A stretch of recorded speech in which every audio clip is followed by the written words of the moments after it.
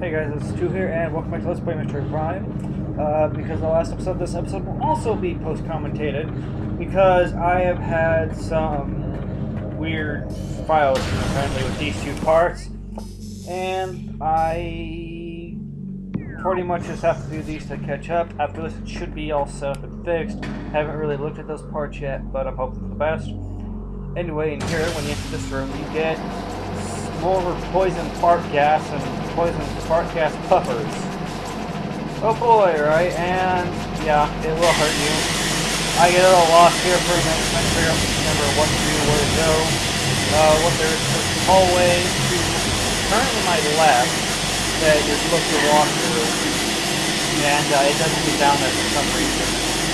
Just say it's right behind me now, I think. Maybe that's not maybe it was. Maybe it's the other way. There it is, see right there, just to the right, that's where you have to go. For some reason didn't see that, I was being a blind idiot, and I just run around and take about a lot of damage, if I didn't need to. It's kind of ridiculous, and I never seen a puzzle in there. That's what they're called. They puff gas, and I'm supposed to take the damage. It's slow, but still damage. And I found it. Yay, I is smart. And in the next room, we have data. Not pirate data, but data. And I'm getting shot at by a wave pirate. Come on, pass me, take him down. Now, where? Come on, wave buster. That wave buster.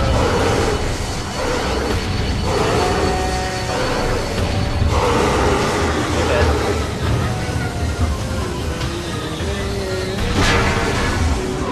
Oh, boy, and more Mendesium, yeah. It's getting annoying, but don't worry, we'll have a solution for that in a little bit. And back to the power beam for some reason. I don't know why, but you do need to stay with the wave beam since there are more wave pirates than there are power beam pirates. Well, we're going to send it anyway, and you can just jump out there. There's another way to open that up somewhere. Oh, power beam pirates on it. Never mind. I'm stupid.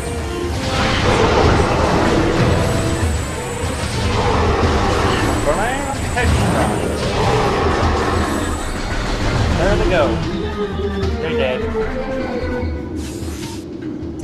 And there's pirate data galore in here, along with another elite pirate.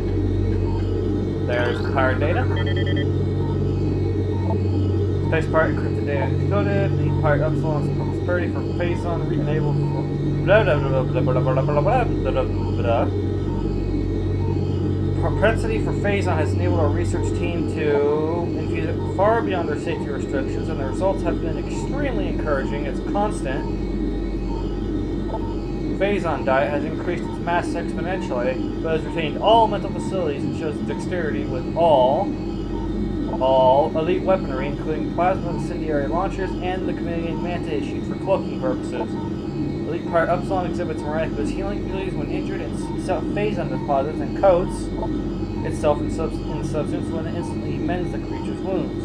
The subject, which we are codenaming Omega Pirate, based on these developments, shows potential to be a new stand for our armies. Our only concern at this point is its potential dependence on Phazon addiction.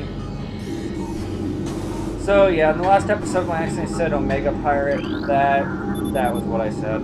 Sorry. I didn't mean to say that. Spoiler. So, whoopsies on my part. I apologize for that. And another space pirate. Or the elite pirate. You know, I gotta wonder, how do the elite pirates get so big just from basically eating Phazon? And why do they eat Phazon? It's radioactive blue. I don't think that'd be too healthy for you. And we are finally at our objective. This thing. And there is an invisible sentry drone here. This is probably the most annoying enemy in the game for me. I always have to use this. this one, I didn't do badly against it. It's just really hard to hit it with the GameCube version, just because you can't aim and move at the same time. Like you can drill is a lot easier because you can aim the Wii remote and move around at the same time. It makes it a lot easier to actually hit him. So anyway, now that that's opened up, we have that and an electric maze of doom. Navigating this, you can and will die in this most likely if your first time or something if you're not careful. As long as you go slow, you'll probably be fine. But just don't speed demon your way through this. And I don't know why the puzzle needs to place with the maze. Excuse me. I sneezed. Like I said, just go slow, and you can kind of use those little half stone things. Yeah, see, I got hit by that yellow one that appears randomly. They do a fair amount of damage too. Just use those to your advantage to kind of get around. Anyway, if you lay a bomb in these, you basically take out all the electricity gates around you. You'll have to do that several times to get through here. Just follow the course I take and you'll get there, no matter what. It's pretty straightforward. There's not very many ways to go. It's a very easy way. Yeah. I got hit there. And one more. There you go. You can get the upgrade now. Which is...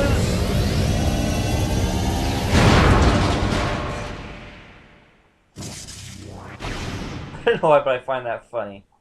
Power bomb! Yep, we get the power bomb finally, and if you would so much like to know, I think I see what I think I see. Bendizium. Huh, let's try something. And there you go. Power bomb take out Bendizium. Now we can take out all that annoying Bendizium thing, and that is the way forward. I want to go save back here because there's a save room. Because I do not like fighting that boss again. Plus, I could use the energy if you look up there. I've got three bars, slots, whatever. I can certainly use it. And there we go, back up to full health. Or current full health, top health, max up, whatever. So, last night, not to go off on a tangent, but while I was in the game, I beat Fire Emblem Awakening. Gotta say, I tried both engines too, just to see whether the Red and one team. Both aren't bad. I'll give the game for that. I think I like the ending where you sacrifice yourself a little bit better, but the other one is kind of a. It leaves the game open for a sequel if they decide to make one for it ever. You know, for another Fire Emblem game involving Tom and everyone. Which is doable, by the way, if you want to get past the fish, you can do that instead of fighting them. There's a little port you can scan to get rid of them. But at least the game open enough for a sequel or something for the game, if they ever so choose to do so. And the other one is just an all-around pretty good ending. They put them all tied, you know, right in there for the last minute. I mean, I was really into that ending. Especially the first one, which is the one where I sort of sacrificed myself. But I honestly haven't seen a game with that good an ending in a long time. I'm glad it was so good. And we have Pirates and Metroid. This is pretty much the last room. You don't have to go any further than the one room, but I like to come here still just to kind of get a sense of not being able to continue. Anyway, well, that's what we did there. Yeah, I had a lot of fun with that game. I maxed out a lot of my characters pretty early in the DLC map, PlayStation Road. And then I also go to Gap to get stuff left if I can. and all that, but I maxed out all my characters. Well, not most of my characters. I got a lot of high stats for most of my characters. I maxed out a few. I got limit breakers for three characters, namely my two kids. Because I'm very blessed that means they were only important. They are beasts! But, I got most of the really important skills that I wanted. Mostly what I got was attack skills, arm thrift, and other such various skills like lethality and reroll. Just to kind of keep the characters top off. Admittedly, there are some characters that don't work too well with, like Henry. You can't get any attacking skills other than Vengeance. Because Vengeance works on how much HP you lost, the fact that it's lethality, half the HP back, kill something. He doesn't work out that great, so I usually stick with Garage as my Dark Range. Really, I don't down to care for Garage. Like, yeah, I just don't like that is a color bomb thing right there, by the way. Yeah, I enjoyed that game. I want to LP it someday. I want to get a 3D discussion from it before I do that, and show off the game. I don't know what difficulty I'll play, and I don't know if I'll show off or be playing on casual or classic. It's technically the first Fire Emblem game I've actually completed. I mean, I've played a lot of RPGs, but I've never played strategy RPGs before. This is pretty much the first one I've really played through. I mean, I have Sacred Stones, technically, because of the whole 3DS Ambassador thing, but I just never could really get into it, and I don't care for the permadeath thing all that much.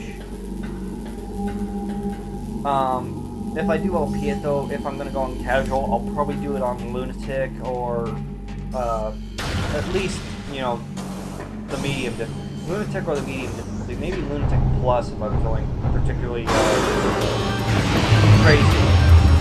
Just because, oh, by the way, here's the fire super mental simple, but they take it down pretty quickly. Just don't shoot just like that. Yellow glow right there. Load it, or at least reflect it. Thing. Anyway, yeah, once I get the capability to, I'll probably LP it. How I do it, I don't know. I'm probably going to play through the game a few more times on harder difficulties, because I want the lowest difficulty this time, just to ease my way to see if there's any, I can be good at it. And I find it fairly easy, which is actually a little bit more that way, so, I mean, the end game was really easy. The last mission I had trouble with the side mission was cheeky, so, let's go take care of the pedestrian quick. So yeah, I'm probably going to go on a higher difficulty, maybe not Lunatic, most likely, but maybe the next one up, build my way kind of, whoop, knock my head straight down. And here we have the map station of the Phazon Mines.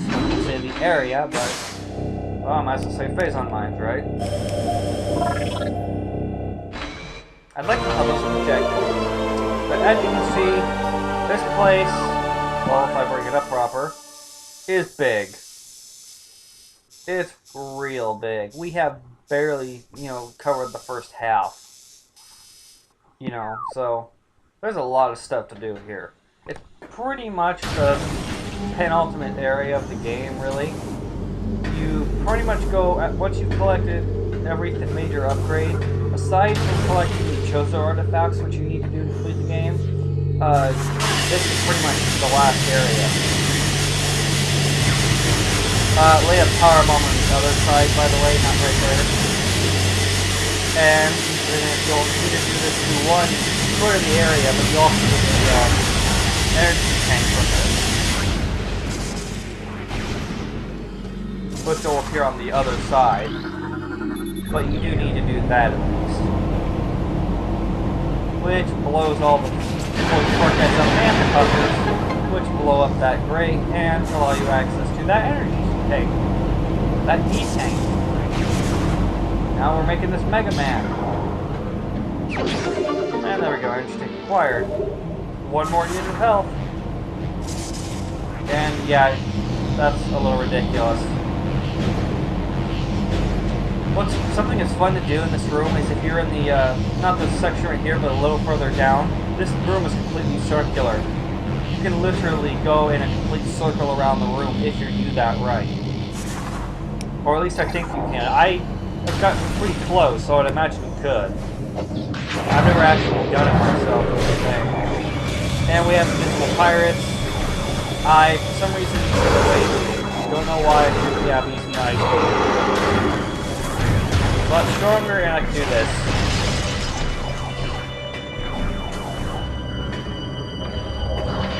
Alright. More invisible pirates.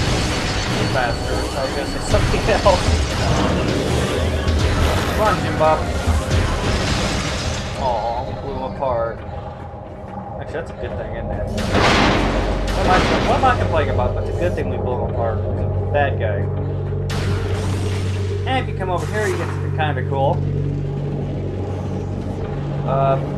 If I'd ever go the right way.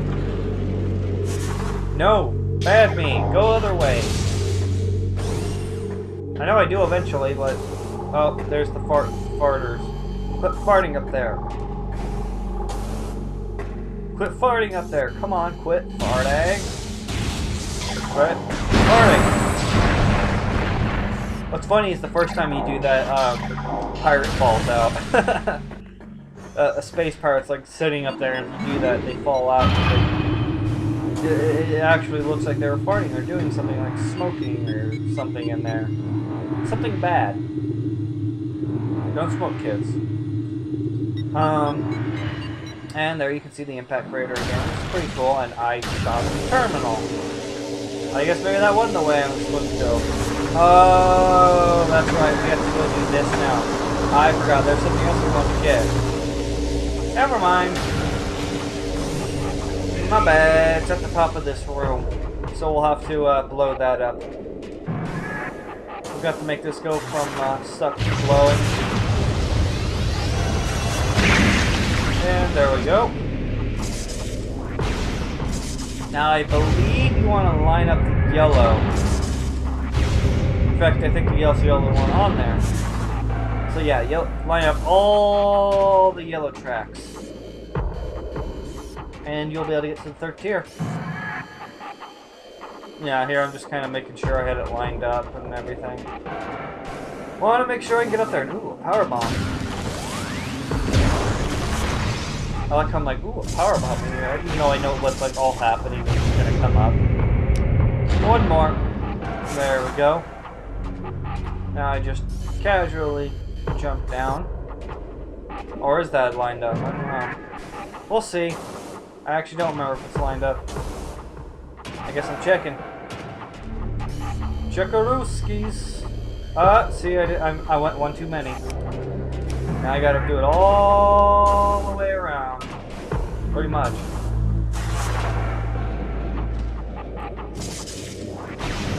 One. Two. Three. Pretty bomb.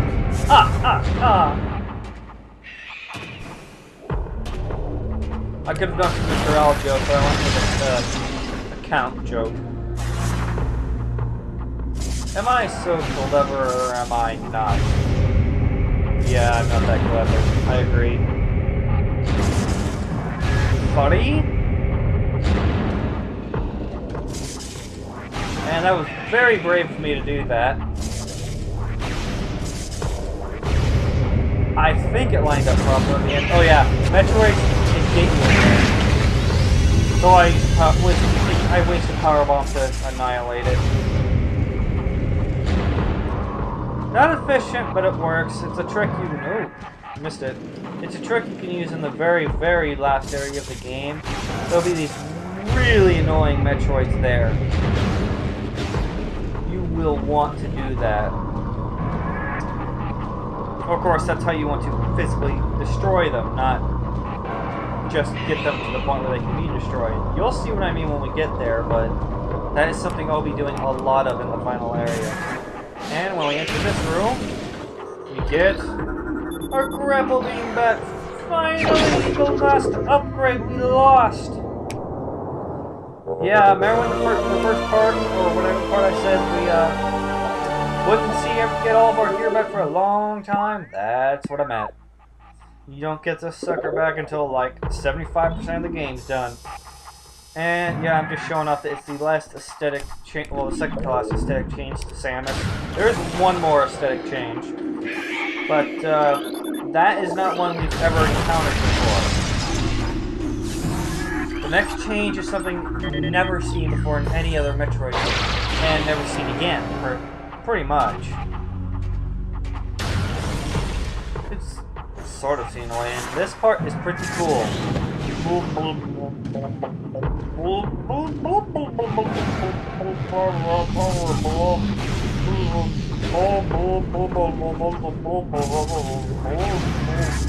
Okay, that's going long enough. I got told to do that one time, and I thought, hey, let's do it. But you can pretty much bomb jump infinitely underwater easily. All you gotta do is basically jump off a bomb, and then right before you get to the top of it, lay another. And getting that will bring the spring over, which will in turn allow you to use the grapple point at the bottom of it to swing through the air with the greatest of ease. Although first, I must blow up the pirates. And we're going to be calling it an end. We are at just about out of time, so what I'm going to do is head down and save. I wasn't supposed to commentary, so I already know what I'm going to do. And I'm looking currently at the timeline in my editing software, so I will see you guys next time on Let's Play Metroid Prime, where we are going to continue with the game and see what else we can get with our newly acquired abilities. I'll see you guys next time. Bye-bye.